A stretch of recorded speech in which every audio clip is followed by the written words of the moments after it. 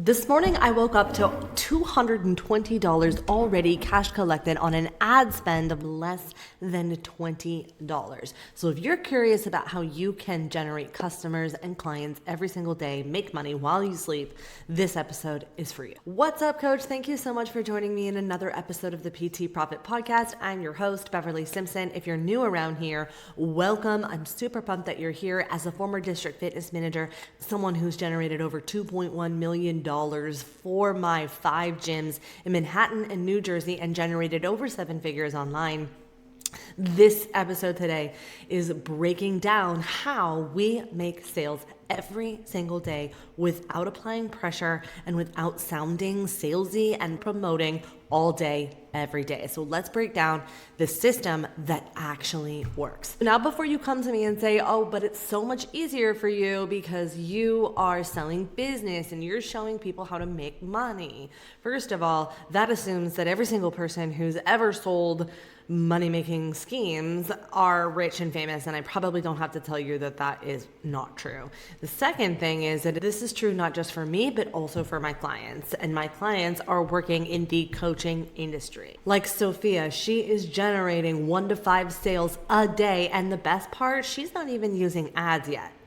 So I know that this system works. So let's break down traditionally what we have been told when it comes to building a business online. So the first thing is we are often told that people need to spend, they come in, they create a goal within 90 days, and then they create a launch plan. And the launch plan usually is constructed of 30 to 60 days of adding a ton of value in your content, of building know, like, and trust, and then getting about 100 to 200 people to come to this launch event, whether it's going to be a challenge or it'll be a webinar that you do once. And then what happens is you create this environment. So then what happens is they go through this messaging container or this event where they get a lot of insight and they're pitched your program. So it is the sales mechanism for your program. And then they have this short window of time to make a buying decision. And then after that is done, you rinse and repeat every single 90 days. Now, for me, when I was running that launch model, that cycle created too much of a pressure container for me. So I'm not here to tell you that that doesn't work. I can probably point to many successful businesses that run a launch model, and in fact, they don't even do it once a year or once a month. In fact, they don't even do it once a quarter. They do it once a year. And it's very successful. But for me, that created a very high pressure container. I felt this urgency and pressure to be perfect. I couldn't have one word out of place.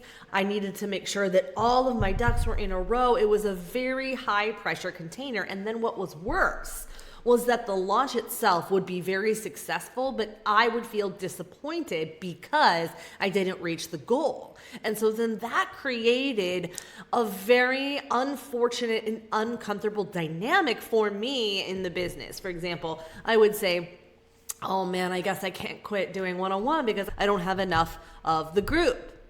And then what happens is that I would feel disappointed by that. And then instead of honoring the person's investment who had said yes to themselves, I was feeling defeated, deflated, and running myself into the ground. And now I want to just acknowledge and recognize that all that meant was that that business model was not for me.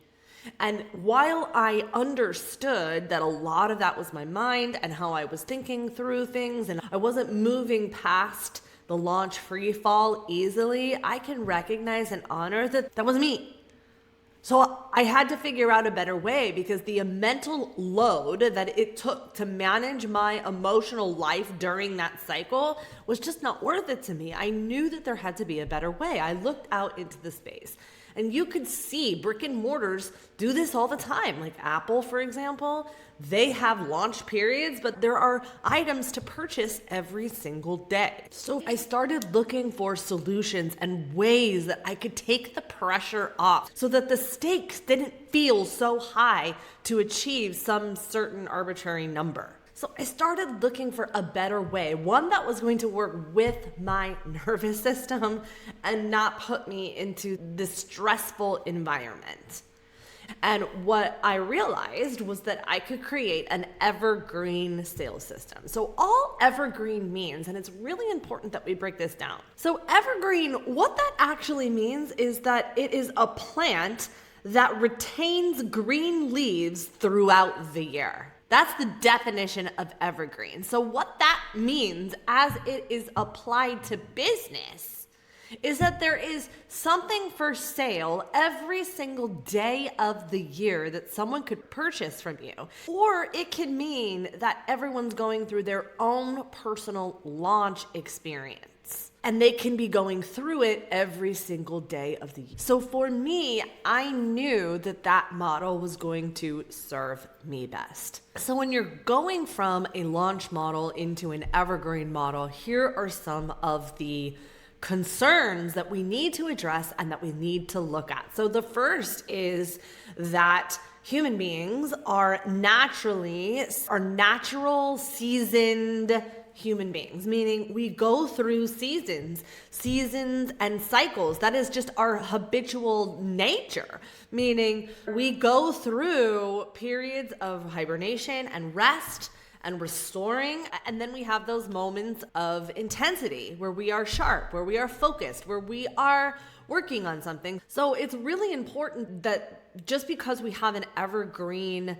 experience doesn't mean that we are not being cognizant of different cycles of human beings. Now, the thing is that the good news with an evergreen model is that it meets the customer and the consumer where they're at, as opposed to where you, the launcher, the business owner, is at. Because think of it like this. My products are available worldwide. So there are times where people are awake and are in their natural cycle of being up and consuming, versus me where I'm in my natural cycle of rest and restoration and sleeping. So an evergreen model has helped me meet the client and consumer where they're. So now the thing to remember too, that people forget this, is that just because we're building this evergreen model does not mean that this is set it and forget it. This does not mean that we create the thing once, we turn it on, and then we turn the computer into a ATM. When we have an evergreen model, we're constantly looking at the ways that we can refresh the experience. We want the experience to feel new, unique, and feel fresh.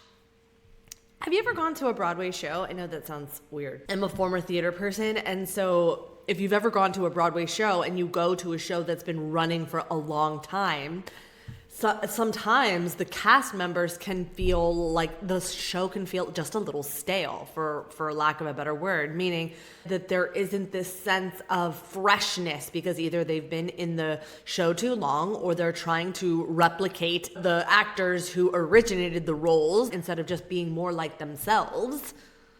There can feel just a little bit of stale energy in a show. And sometimes people who don't know why they don't like it, they'll walk away feeling like, I don't know, it was just kind of boring. Something felt off about it. When I look at the show, I can realize, it's a staleness. It needs to be refreshed. The energy needs to be refreshed. And that can be hard to name. Same thing is true inside of your business. So if you start noticing that people are not staying till the end, they're dipping out, there is an energetic component that needs to be looked at. Sometimes we need to freshen up the script. Maybe we need to look at the slides. Maybe we need to look at the way that we are presenting the material. There's so many different components and variables that could be at play when it comes to building that evergreen machine. It's not that evergreen is easier. I just think for me and for the clients that I work with, an evergreen machine is better. It is something that my mind can handle. It takes off the pressure. I have more fun showing up for my people. The second thing that's really important to recognize when it comes to building an evergreen machine is that there is this when we are presenting an offer, there are important components that a launch model has an easier time communicating and delivering. For example, one of the main components of making a buying decision is when we're presenting someone with making a buying decision is The reason to buy now. We need to be able to answer that. Urgency is what a lot of people say. What they mean is we need to create an environment where a buyer needs to make a buying decision and answer the question, do I need this now? And that's part of our offer, how we communicate the offer, and there is a sense of urgency. Now, a launch model often has closed doors, open doors. So it becomes a very easy way to lean on urgency. People will call that outer urgency. They will call that circumstantial urgency. That would be called a deadline. And as human beings, we are very used to deadlines. Look at schools. When schools, we start together, we end together. The show starts at 8, you walk into the show, and we end the show. So we are indoctrinated and we are used to the cycles of open and closed doors. And so in a launch model, it can be easier to deliver those type of deadlines. So what do you do when you're building an evergreen model where something is for sale all the time? Great question. Because a lot of marketers in the olden days, or maybe even today, they used to do this thing where they would create fake urgency, where they would say on sale now for X amount of time, and then it would be fake, which is actually against the FTC regulations. And if you're not sure what I'm talking about, look up the $4 million settlement that's happening with V-Shred right now. So it's really important that you do not create this sense of false urgency. Do not create fake urgency. Now, people will panic if you're like me and you're going to say, oh my gosh, but I do have a sale that runs. It's not the fact that the sale itself is bad. What is wrong with the fake sales is when you never have it on sale for the full price. So if there is no proof on your website whatsoever that your offer is sold for the price that you say it's on sale from, you're gonna start to run into some trouble potentially. That's not legal advice. I'm just here for educational purposes. That technically would go against FTC regulations here in the state. So before you panic, just make sure your urgency is real. Don't say that it's on sale. You can say this is the total value of what it could retail for. This is the total value on sale now for this. That is not the same thing as usually X amount and now on sale for this amount. So don't panic. However, it is important because people, especially now in our current times with the innovation of AI and the way that the way people are feeling in our economy, and as well as the innovation of AI, there is a sense of wanting and needing a little more trust in the process before making a buying decision, because people are feeling apprehensive around, is this real or not real? So for me and for my clients, I am all about transparency. Just be honest, tell the truth. So how can you create urgency? The question then for you is, how can you create a sense of urgency in making a buying decision now without lying? And there are ways that you can do that. So you have the outer urgencies, so like deadline, expiring bonuses. You could have it on sale for a limited amount of time. You could have it on sale for them for a certain amount of time. There are ways that you can make it so that they're going through their own personal launch for a certain amount of time. Otherwise, they can get it at full retail. The other ways that you can communicate urgency are inner urgency. What's at stake for not making a buying decision now? That's harder to do, but possible. Okay, so once you have this system in place, now it's important that we figure out the ways that we can drive traffic in a way that cultivates the demand that's already there without having to sound promoting all the time. So let's talk about how we're going to put that together, because that's important. And in order to do that, we have to look at our relationship to selling in the first place. So the truth of the matter is that if you want to grow, then we need to be able to put more offers in front of more people more often, period. The growth equation is visibility, so you cannot be the internet's best kept secret, plus value. Now, value is not your educational content. This is not like try and sound like Google all day, every day. In fact, if you sound like Google or the encyclopedia, then likely you're not reaching your ideal clients. So value, the way that we break down value, is shifting perspective, because every single person is operating from mistakes and misconceptions. So they're either doing all the wrong things to fix the problem, or they don't know what the real problem is. And then volume both in the number of touch points that someone actually sees your work, as well as volume of people that see the offer. Google recently released research that showed people that they need anywhere from 7 hours of consumption. So you are not in competition with your colleagues, you're in competition with attention. So in addition to the 6 to 14 touch points that are required before someone makes a buying decision, there is an element of 7 hours of consumption. Do you have material out for people to consume 7 hours? Because we need to look at that. So how do you do it without sounding promoty all the time? Because the thing is no one wants to feel sleazy or slimy when they are constantly promoting. And the fact that you have those reservations, you're not alone. It likely means that you have experienced one or more of the following sales tactics that are out there that people teach, which is number one, people will sell at inopportune times. So that's like when they slide into your DMs constantly asking you to buy things, or they friend you and they pretend to be your best friend. And then they're like, hey, I've got this awesome opportunity for you. And then everyone just groans and is like, and it feels like they're just selling at inopportune times. It's like when you go out with your friends and that person at the bar just, can I buy you a drink? Can I buy you a drink? Can I buy you a drink? And you're like, oh my gosh, no, stop. Which leads to number two, which is people are told to not take no for an answer. And that is absolutely absurd. In fact, I once interviewed a sales consultant who told me about an experience that she had where the doors used to be locked and sales associates couldn't leave until they made a sale that day. And that is also absurd and not a healthy environment to work in.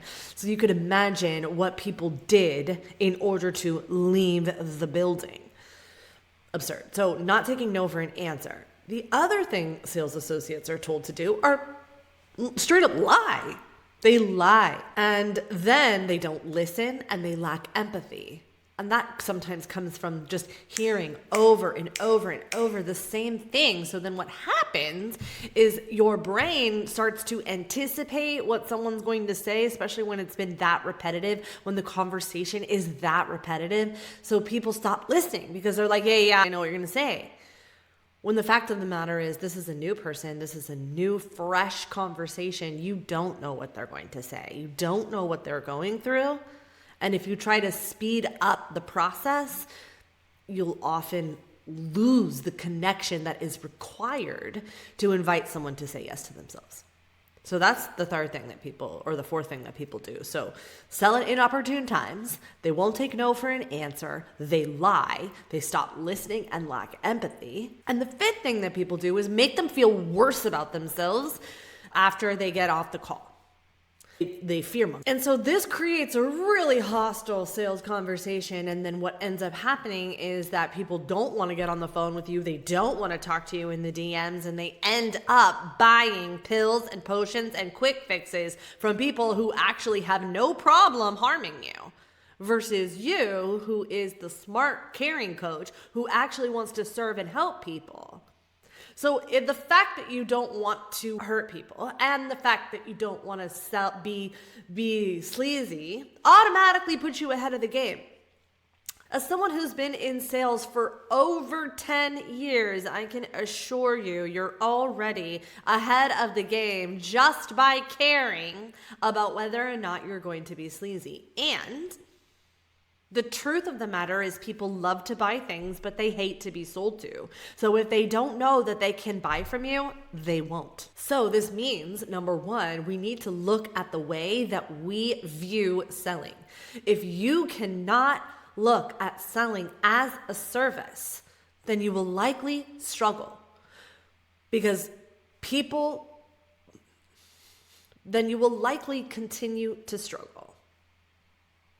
And think of it like this. If you go into the grocery store and buy your groceries, you're not usually being critical of the clerk saying, ugh, can't believe you sold me these. And every single thing that you are looking at that you own was bought at one point. Whether it was gifted to you or not, it was likely bought. So you have to look at the way that you view selling and see that it is a service. Okay, so how do we then put the conversion content together so that it doesn't sound like we're promoting all the time? Well, I like to do a couple of things and teach my clients to do a couple of things in their content. I break up their content into 4 phases of messaging. So first we have interrupt, then we have inspire, then we have invite, and then we have implement. And so an implement week or a few days is usually reserved strategically, where we're not outwardly promoting except for at most once a month. Once a month is when you'll have 4 days of like promoting, make a buying decision now. And here's why. Because 3% of your audience, or the audience you have access to, or the audience that needs what you have, you just haven't met yet, that's how many people are ready to make a buying decision, whether it's yes or no right now. Then you have a good segment of 95 to 97% of your customers, of your clients who have a problem and they want to buy something. They're just not yet ready to make a buying decision yet. That means that there's messaging and content for you to communicate the value, and value being removing resistance around process, removing resistance around self, around, I've done this before, this didn't work, anything that is causing hesitation. Now that's a different category. And most people are catering their content for the 3% of their buyers and completely forgetting about this whole segment of people that are still in a problem. They just have not moved through their customer journey yet of removing resistance to you as the coach, resistance to the process itself, resistance to themselves. Do I need this? Can I do this? Do I need this now? And most people are trapped in this, like, let me create nurture content, when the reality is we need to create conversion content for those 95% of the people, which is different than adding value and nurturing people to death. In fact, I'm willing to bet, especially if you're anything like me, that your over-teaching content actually is overwhelming your clients. Meaning they get into states of, oh, thank you so much. This is everything I need. And we have not cultivated enough demand for what it is the next step is. Or they think, oh, there's so much to do. I'm never going to be able to do it. Or they start to think, oh my gosh, there's so much to do. I didn't even do that free thing. How on earth am I going to do the next thing? And if that's you, you're not alone. I've made that mistake so many times. So sometimes your teaching content, your nurture content is overwhelming, actually, or it keeps people trapped in thinking, oh, all I need is her free stuff or his free stuff. And that is actually also doing a disservice to the client. Why? Because likely they need more than that, which means they're not going to get the result that they want. Or if they don't need more than that, then your business cannot sustain that. So you won't be able to continue to do all of that work for free. And you'll be out of business. So that will also be a disservice to the client. So we need to create the conversion content that serves the 95% of your people. We do this with low ticket offers, and then we do this with free content that's in the front and also in between making a buying decision. So after they buy that low ticket offer, And we do this in the DMs as well, conversations, high value, where it's you, not AI, and where it's not you facilitating the conversation. In fact, people are DMing you. And when you set this up correctly, you'll be able to create more free value because there won't be this urgent need to generate revenue because your business is sustaining revenue on its own. Just simply by you showing up, doing what it is that you love. Now, if you want a full breakdown of how this actually works and what this looks like, join me live inside of Simple Scaling because it is a free training showing you exactly how to create this type of evergreen, pressure-free, permission-based sales system where you don't pitch, you don't sell unless you have permission. So in the show notes, join me. I'm live and it's free. So join me inside there and I'll show you what this actually looks like and how to put this together. So thanks so much for hanging out with me today. I'll catch you on the next one.